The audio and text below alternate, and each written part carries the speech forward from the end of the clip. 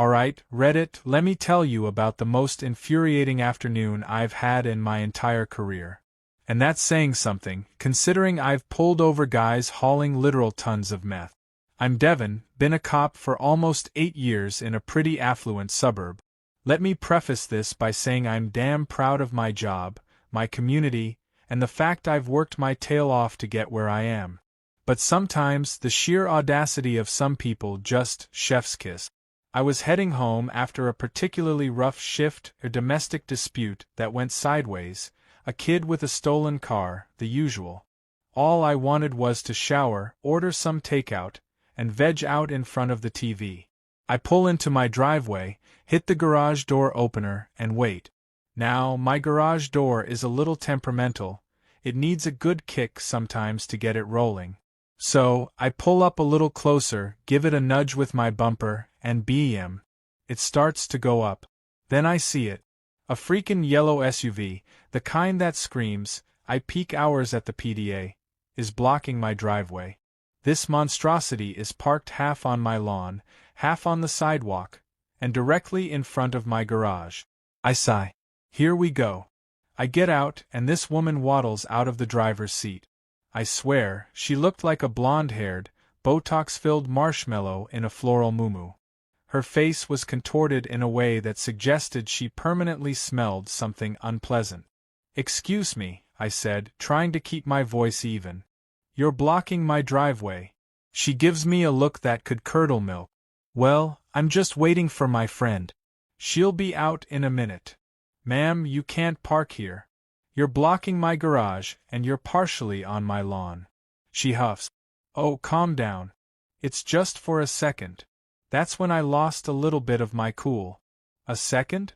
I've been waiting for 5 minutes already. You need to move your car now, before I write you a ticket." I reached for my notepad. That's when the entitlement dial went to 11. She planted her hands on her hips, her chins wobbling, and sneered. "You're going to give me a ticket? For what? You don't even look like a cop." I stared at her, dumbfounded. "Excuse me," I said, "you don't look like a cop. Probably just some wannabe trying to boss people around." She crossed her arms, her expression somehow managing to be both smug and deeply unpleasant. Okay, now I was starting to get genuinely angry. I've dealt with disrespect before, but the sheer implication in her statement was what really got under my skin. I took a deep breath, trying to maintain some semblance of professionalism. "Ma'am, I am a police officer. I'm off duty, but that doesn't change the fact that you're illegally parked and obstructing my property." I reached into my car and pulled out my badge, holding it up for her to see. She barely glanced at it. "Oh, please. That's probably fake.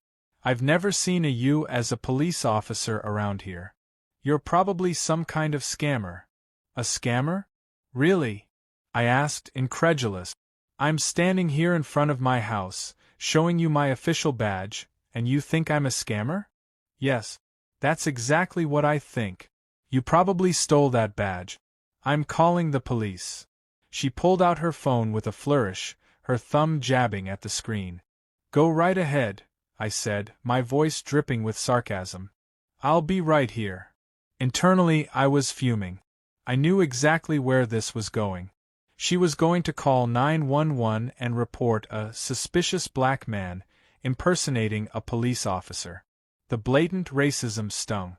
I mean, I'm used to microaggressions, the occasional sideways glance, but this was a full-blown, in-your-face assault on my character and my profession.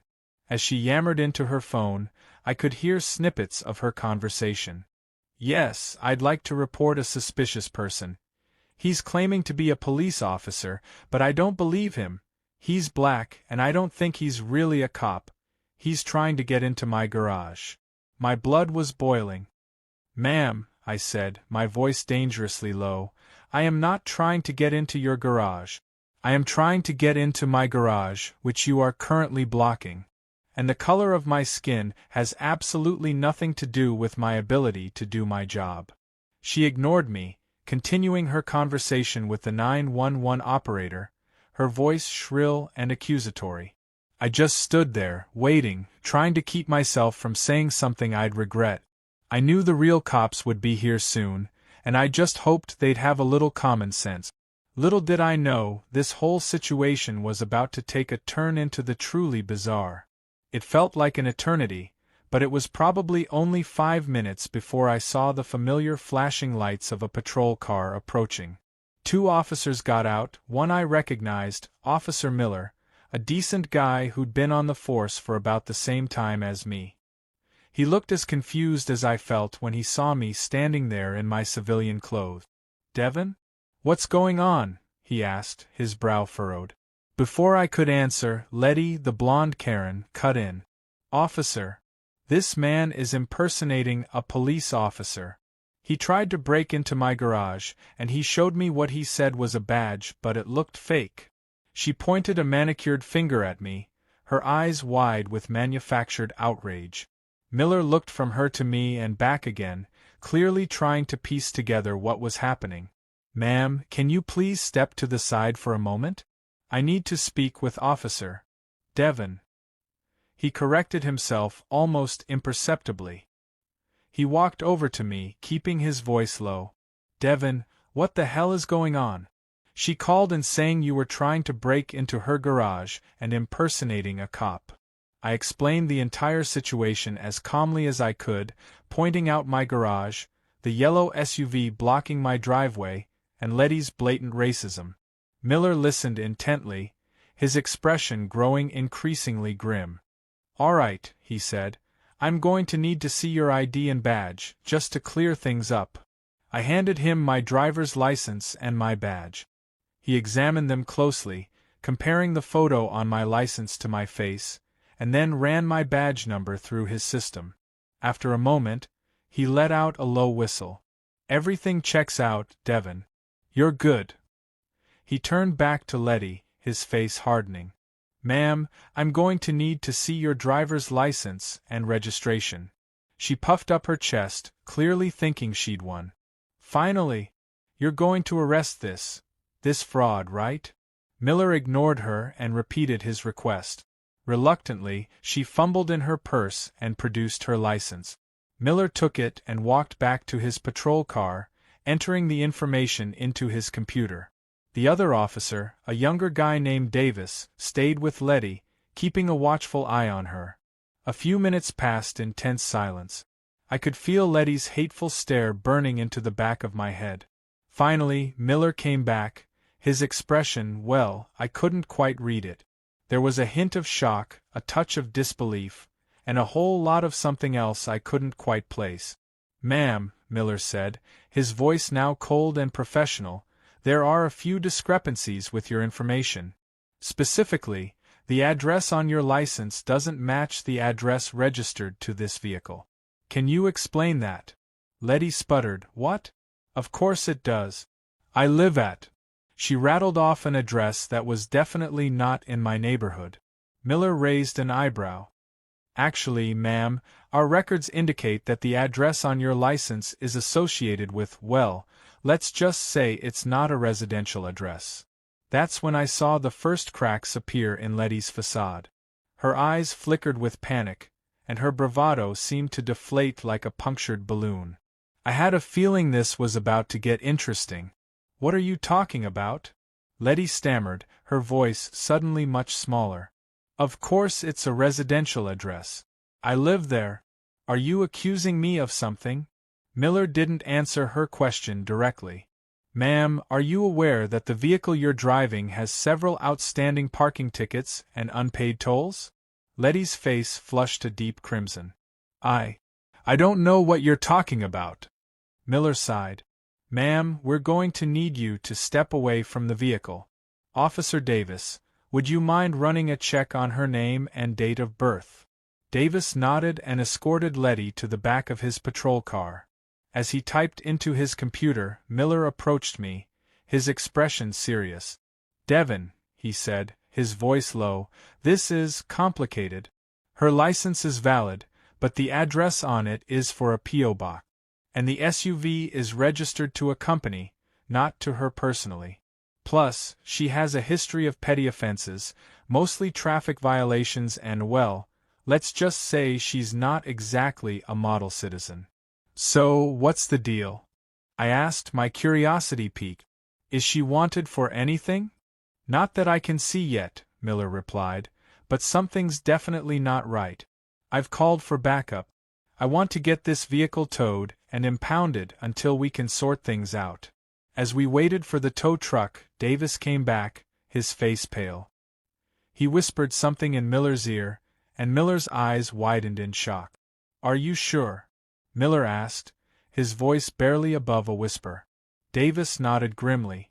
Miller turned back to Letty, his expression now a mixture of anger and disbelief. Ma'am, he said, his voice like ice, we need you to be completely honest with us. Where do you actually live? Letty looked around nervously, her eyes darting from Miller to Davis to me. She opened her mouth to speak, then closed it again. Finally, she mumbled something that I couldn't quite hear. Speak up, ma'am, Miller said, his voice firm. We need to understand what's going on. Letty took a deep breath and blurted out, I've been living in my car. The silence that followed was deafening. Miller and Davis exchanged a look of stunned surprise. I just stared at Letty, trying to process what she'd just said. Living in her car? This entitled, racist woman who thought she was better than everyone else was actually homeless? The irony was almost too much to bear. You've been living in your car? Miller repeated, his voice incredulous. For how long? Letty hung her head, her blonde hair obscuring her face. A few months, she mumbled. Since I lost my house. Lost your house? Miller pressed. How did you lose your house?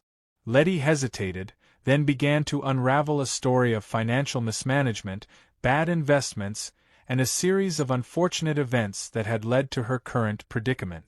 It turned out that she had been living a life of luxury on credit and borrowed money, and when the economy took a downturn, her house of cards had collapsed. She lost everything, including her home, her savings, and her social standing.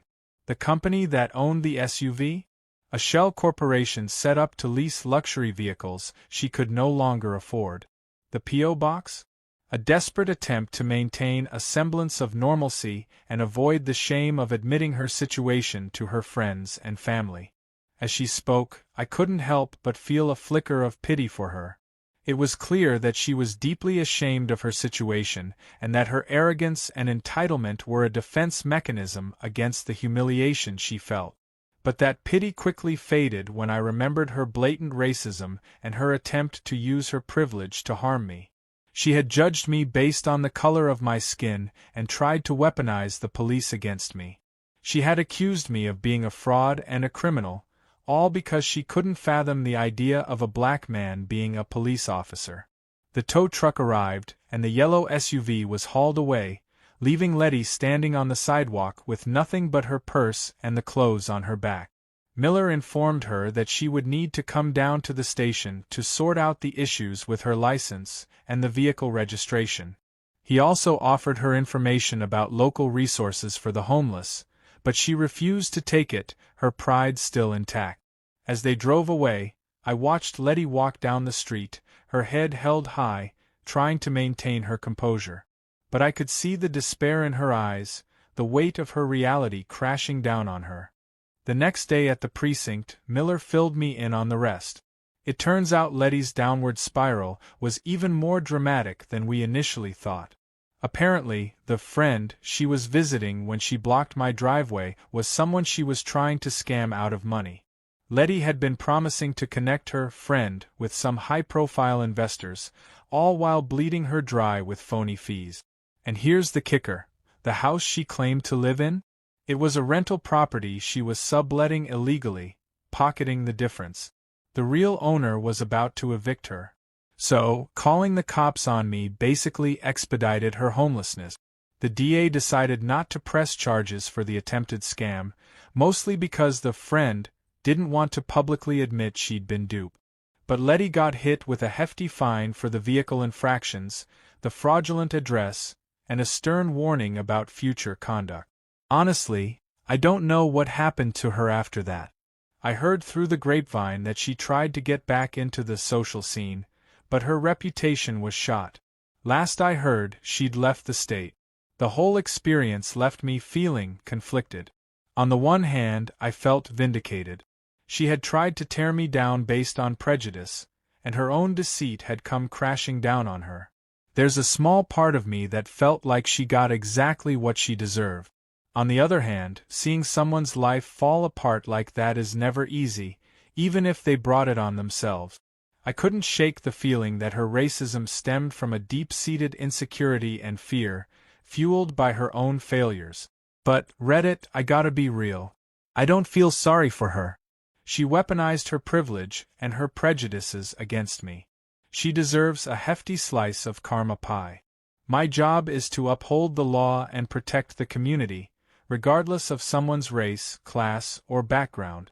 And I'm not going to apologize for doing my job, even if it means exposing someone's ugly truth.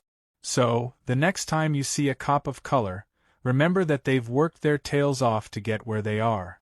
And maybe, just maybe, try to be a little less of a Letty. The world could definitely use fewer of those.